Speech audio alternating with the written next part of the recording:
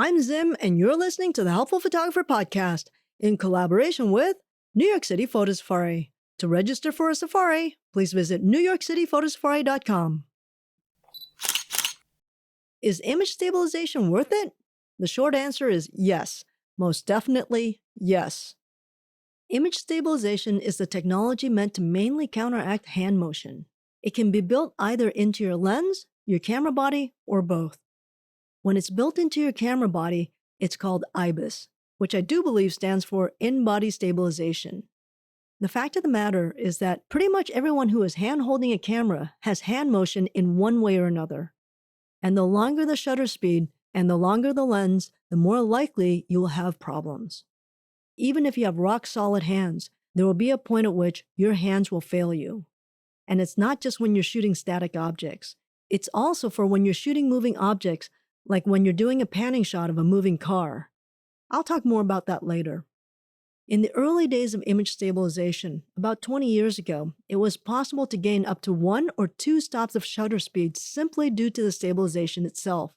This is huge. However, modern lenses and cameras are now pushing more than 4 stops of stabilization, and the current Canon R series cameras are now boasting up to 8 stops of IBIS, depending on the model and the lens you're using.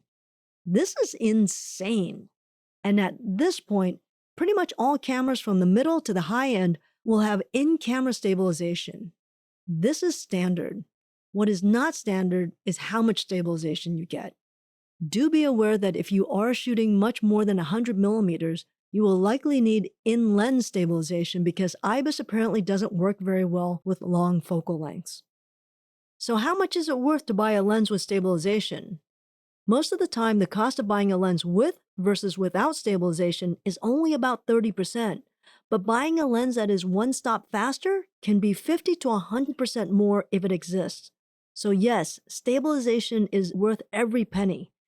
And I'm told that although IBIS is great, in-lens stabilization at this point is still better. If you're shopping for a new camera, it is also worth knowing how much stabilization the camera will deliver. Earlier, I mentioned stabilization for times when you are aggressively moving your camera, like when you're panning left and right. On longer lenses, you may see 2 or 3 different options for stabilization. The difference depends on the manufacturer, but generally when it's labeled Stabilization 1, also known as normal, it's for everyday shooting. Think vacation photos, things that have little to no motion. Stabilization 2, also known as active or sport, is for when you are aggressively moving your camera left and right or up and down as with sports or other fast-moving objects. One last thing you'll want to know about image stabilization. If you have your camera on a tripod or something solid like a table, you'll want to turn off stabilization because if it does not find motion, it will create motion, causing a slightly blurry image.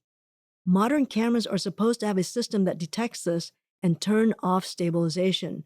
But they've been saying this for 15 years, and trust me when I tell you, it doesn't always work as it's advertised. So make sure to test your system to see if this is working or not. Otherwise, just turn off stabilization when you're on a tripod. I hope that was helpful. Until next time, keep on shooting.